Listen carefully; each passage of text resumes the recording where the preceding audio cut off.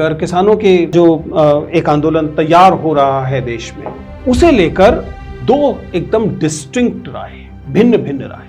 यदि आप किसान आंदोलन के विरोध में हैं, तो क्या किसानों के जो आंदोलन की तस्वीरें आपके सामने आ रही हैं, उन्हें देखते ही आपके मुंह से अपशब्द निकलने शुरू हो रहे हैं? Actively look for different content, diversified content, diversified perspective. Hello friends, आपका स्वागत है आपके चैनल प्लीज सिट डाउन में। इससे पहले कि हम आगे बातचीत करें, मैं आपका आभार व्यक्त करना चाहता हूं कि आपने पिछले 5-6 महीने में इस चैनल को लगातार बहुत प्रेम दिया है, समर्थन दिया है, और आपसे अनुरोध है कि इसे जारी रखें। आज हम जिस चीज पर चर्चा करने जा रहे हैं वह सामाजिक स्वास्थ्य के लिए और आपकी वेलबींग के लिए एक महत्वपूर्ण विषय है। आपने अक्सर महसूस किया होगा कि जब आप सोशल मीडिया पर होते हैं, और हम में से अधिकांश लोग आजकल सोशल मीडिया पर हैं, तो हम जिस तरह की सामग्री, मसलन मान लीजिए कि इंस्टाग्राम की रील्स हैं, यूट्यूब के शॉर्ट्स हैं, या इस तरह की दूसरी सामग्री है, उसमें से अगर किसी सामग्री में हमारी रुचि नहीं है और हमने उसे स्वाइप कर दिया और अगली सामग्री पर चले गए, तो जिस तरह की सामग्री को हमने छोड़ दिया, उस तरह की सामग्री हमारे पास आनी कम हो जाती है। इसके विपरीत जिस सामग्री को हमने ज्यादा देर तक देखा, जो हमें पसंद आई, उस तरह की और सामग्री, वह व्यक्ति हो सकता है कोई जो लगातार दोहराया जा रहा है, विषय हो सकता है, संगीत हो सकता है, उस तरह की सामग्री और ज्यादा आने लगती है। इससे एक वह विचित्र सामाजिक स्थिति पैदा होती है जिस पर हम चर्चा करने वाले हैं। इसे अगर हिंदी में बोले तो प्रतिध्वनि कक्ष बोला जाएगा, जो कि बड़ा मुश्किल सा शब्द है, लेकिन अंग्रेजी में इसे इको चैम्बर्स कहा जाता है। इसका कुल मिला के मतलब यह है कि जैसे मान लीजिए किसी बंद कमरे में आप कोई बात बोले और आप ही की बात टकराकर आपके पास आए, तो ये जो गूंज बनेगी इसे इको कहा जाएगा। और अगर ऐसा चैम्बर जिसमें केवल आप ही की आवाज गूंज रही है, या कहें आप जैसी आवाज गूंज रही है, यह चीज इको चैम्बर कहलाएगी। इसे जब हम सोशल मीडिया पर लागू करते हैं या समाज की दूसरी वार्तालाप पर, संवादों पर लागू करते हैं, तो इसका मतलब यह बनता है कि जिस तरह की बातचीत हम कर रहे हैं, हमें पसंद आ रही है, हमारे इर्द गिर्द वैसी ही बातचीत का समूह इकट्ठा हो जाता है। यह चीज इको चैम्बर्स कहलाती है। और इसका कुल मिलाकर मतलब यह है कि हम केवल अपनी ही तरीके की, जिस तरीके की हमारी बातचीत है, उसी तरीके की बातचीत के इर्द गिर्द हम इकट्ठे हो जाते हैं। यह स्थिति इको चैम्बर कहलाती है, और यह बहुत ही चिंताजनक स्थिति है। ये चिंताजनक इसलिए है क्योंकि यह मामला केवल हमारी पसंद नापसंद का नहीं रह जाता। हमारे वे सोशल मीडिया के एल्गोरिथम्स, जिनके आधार पर हम तय कर रहे हैं, अपनी राय बना रहे हैं, जिनके आधार पर हम अपनी पसंद और नापसंद को तय करने की कोशिश कर रहे हैं, वह भी इसी इको चैम्बर से क्रिएट हो रही है। यानी कि सोशल मीडिया के एल्गोरिथम्स फिल्टर आउट कर दे रही हैं आपके पास भेजी जा रही सामग्री को, और उनमें से वे सामग्री से आप एक्सपोज हो रहे हैं जो सामग्री सेलेक्टिव है। वह सामग्री ठीक वैसी है जैसी कि आपको अब तक पसंद आ रही थी, और इसका विपरीत भी होता है। जो सामग्री आपको पास सामने लगातार दी जा रही है और आप उसे कंज्यूम कर रहे हैं, धीरे धीरे वही आपकी पसंद बन जाती है। मैं आपको याद दिलाना चाहूंगा कि हम लोगों ने रील में भी और एक पूरे वीडियो में भी कंफर्मेशन बायस पर चर्चा की है। आपको डिस्क्रिप्शन में उसका लिंक मिल जाएगा। मैं आपसे अनुरोध करता हूं कि आप उस वाले वीडियो को, यदि आपने अब तक नहीं देखा है, तो कृपया दोबारा देखें। कंफर्मेशन बायस का मतलब यह होता है, और हमने उस वीडियो में से विस्तार से समझाया है, कि हम उन्हीं चीजों के प्रति बायस्ड हो जाते हैं जो हमारी खुद की धारणाएं होती हैं। इन अदर वर्ड्स, हम सामने दिख रही 4 चीजों में से उन्हीं चीजों पर तवज्जो देते हैं, उन्हीं चीजों पर ध्यान देते हैं, उन्हीं चीजों को उठाकर प्रमाण की तरह इस्तेमाल करते हैं जो हमारे अब तक के जो पूर्वाग्रह थे, अब तक की जो धारणाएं थी, उनका समर्थन कर रहे होते हैं। और हम उन चीजों को नजरअंदाज कर देते हैं, जानते बूझते या अनजाने, जो हमारे इन बायसेस के विरोध में होती है। वह चीज कंफर्मेशन बायस थी और हमने कंफर्मेशन बायस पे, जैसा मैंने कहा कि पूरा वीडियो बनाया हुआ है, आप उसे देख सकते हैं। लेकिन इको चैम्बर उसका एक बहुत ही डरावना तकनीकी पक्ष है, क्योंकि दरअसल हमारे कंफर्मेशन बायसेस इन इको चैम्बर्स को और ज्यादा पुष्ट कर देते हैं। ऐसे में सवाल उठता है कि मनोवैज्ञानिक तौर पर हम इन इको चैम्बर्स की तरफ आकर्षित क्यों होते हैं? ये इको चैम्बर्स फिजिकल हो सकते हैं। आप एक समूह में हैं, मान लीजिए आप एक क्लासरूम में हैं, उस क्लासरूम में 40 लोग हैं, लेकिन बातचीत जब हो रही होती है तो आप उन 4-5 लोगों के पास जाकर बैठ जाते हैं और उनके साथ बातचीत करना ज्यादा पसंद करते हैं, जो वैसी ही बात कर रहे हैं जैसी कि आप करते हैं। ये एक तरह का भौतिक इको चैम्बर है। आपने 50 में से उन 44 लोगों को, 43 लोगों को छोड़ दिया, नजरअंदाज कर दिया, उनकी बीच भी बातचीत चल रही थी, और उन 5-6 लोगों को चुन लिया जो आप जानते हैं कि आपकी जैसी बात करेंगे। आपने एक फिजिकल इको चैम्बर किया। सोशल मीडिया पर यही काम एल्गोरिदम्स करती है। आप अपने कंफर्मेशन बायसेस की वजह से उन चीजों को सुनना चाहते हैं जो आपके बायसेस के हिसाब से हैं, और इसकी वजह से आप उन चीजों को नजरअंदाज करते हैं, स्वाइप कर देते हैं जो आपकी पसंद के हिसाब से नहीं है। इससे एल्गोरिदम को यह सबूत मिलता है, उसको यह कारण मिलता है कि वह आपके सामने फिर लगातार वही चीजें पेश करती है जो आपको पसंद है। इस तरीके से आप अपने इर्द गिर्द अपने ही जैसी तरीके की धारणाओं से घिर जाते हैं, और ये धारणाएं आपको इससे इतर नहीं देखने देती। ये आपके राजनीतिक झुकाव को लेकर होगा, ये आपके धार्मिक, जाति और अन्य किस्म के पूर्वाग्रहों के झुकाव को लेकर होगा, ये जेंडर पर आपकी समझ को लेकर होगा, ये देश पर अपनी समझ को लेकर होगा, एनवायरमेंट पर आपकी क्या सोच है उसे लेकर होगा। और इस तरीके से आप इको चैम्बर में ट्रैप हो जाते हैं। इको चैम्बर दरअसल आपकी पर्सनल ग्रोथ के रास्ते की एक बहुत बड़ी बाधा है। ये आपके इंडिविजुअल वेलबीइंग को नुकसान पहुंचा रहे हैं। लेकिन फिर मूल सवाल वही है कि हम इको चैम्बर्स को इतना वेलकमिंग क्यों होते हैं? इसकी मनोवैज्ञानिक वजह क्या है? अगर आप गंभीरता से सोचें तो हम लगातार बौद्धिक श्रम से बचना चाहते हैं। जब अपने से, अपनी धारणा से भिन्न बात हमारे सामने आएगी, चाहे वो बौद्धिक तौर पर आए, मनोरंजन के तौर पर आए, गीत संगीत के पसंद नापसंद के तौर पर आए, तो हमारा दिमाग उससे एंजाइटी महसूस करेगा, वो उससे बचने की कोशिश करेगा, उस श्रम से, उस मेहनत से जो बौद्धिक तौर पर करनी पड़ेगी इस नई चीज को जो हमारी धारणा से भिन्न है पसंद करने के लिए। तो ऐसे में हम स्वाभाविक तौर पर उन चीजों को उठाना शुरू करेंगे, उन चीजों पर विचार करना शुरू करेंगे जो चीजें ठीक वैसी हैं जैसे कि हम सोच रहे हैं। और इससे हमारे इर्द गिर्द एक तरह की चारदीवारी खड़ी हो जाएगी, जिसमें केवल वही बातें, वही सोच, वही पसंद हम तक पहुंच पाएगी जो हमारे जैसी है। इसने वास्तविक जीवन में ऐसी स्थितियां पैदा की हैं जिनसे कि समाज में बंटवारा बढ़ा है। हम अपनी धार्मिक विचारों से भिन्न धार्मिक विचारों को लेकर असहिष्णु बनते हैं। हम अपनी पसंद की राजनीतिक विचारधारा से भिन्न राजनीतिक विचारधारा को लेकर नाखुश होते हैं। यहां तक कि हम अपनी पसंद जैसी चीज के मामले में गलत सूचनाओं पर भी यकीन करना पसंद करेंगे, उन्हें फैलाना पसंद करेंगे बनिस्बत अपनी पसंद से भिन्न किस्म की चीज पर विचार करने की।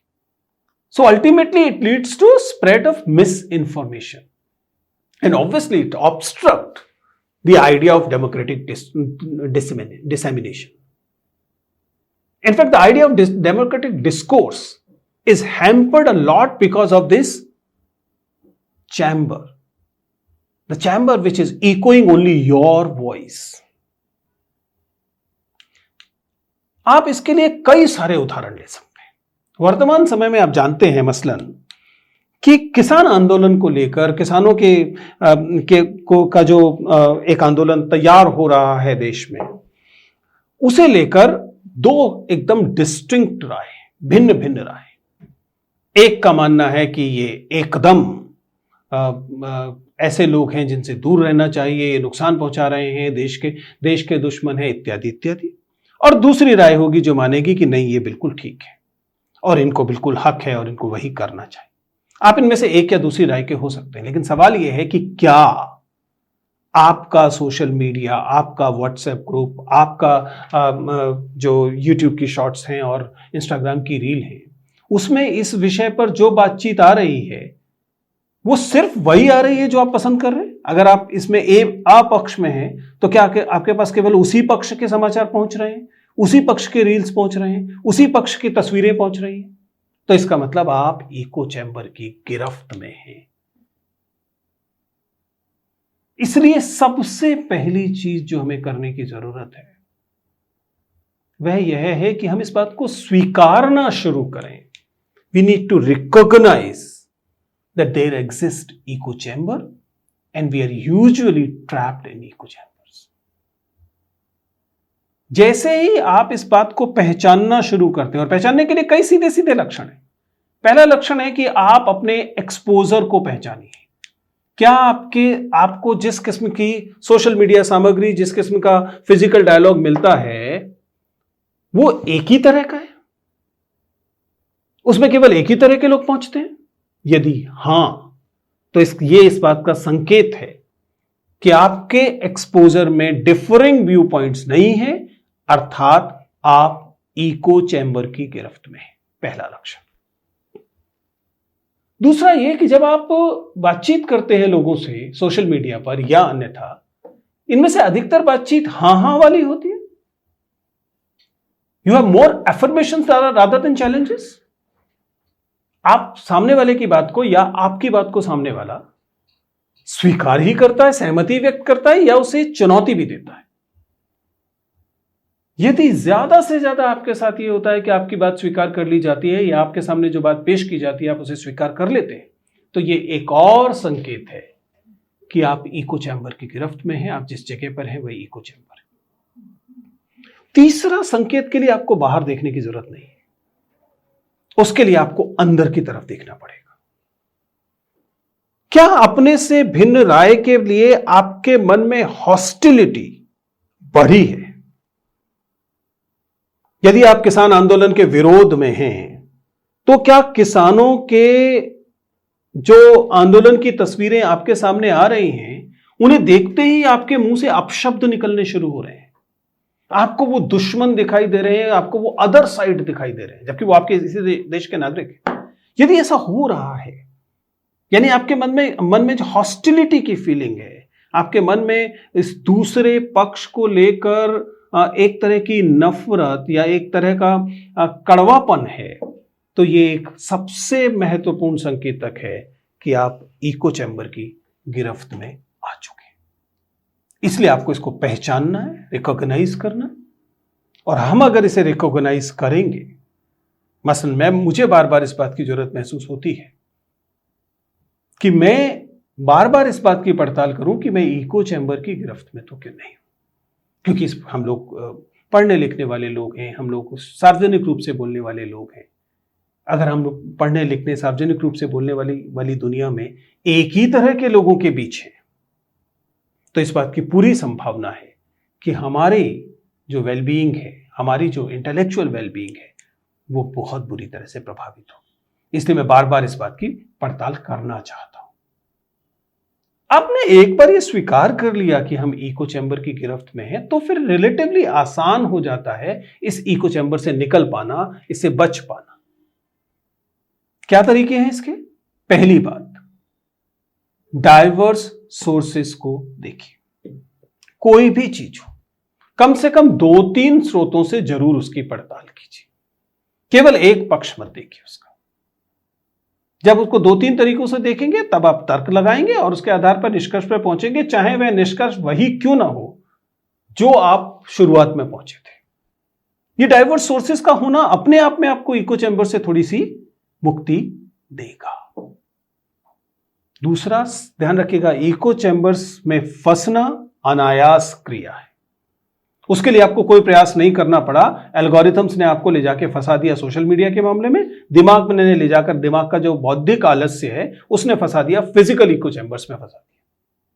इसलिए इको चैम्बर्स में फंसने के लिए आपको कोई अतिरिक्त काम नहीं करना पड़ा, इसीलिए इको चैम्बर से निकलने के लिए आपको सायास काम करना पड़ेगा।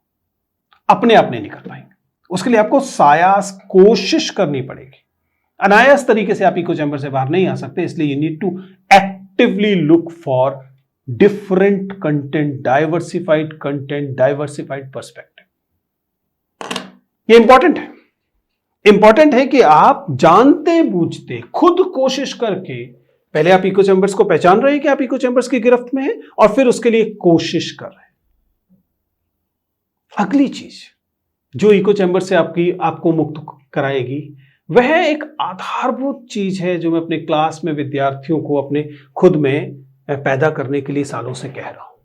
It is called critical thinking, आलोचनात्मक चिंतन।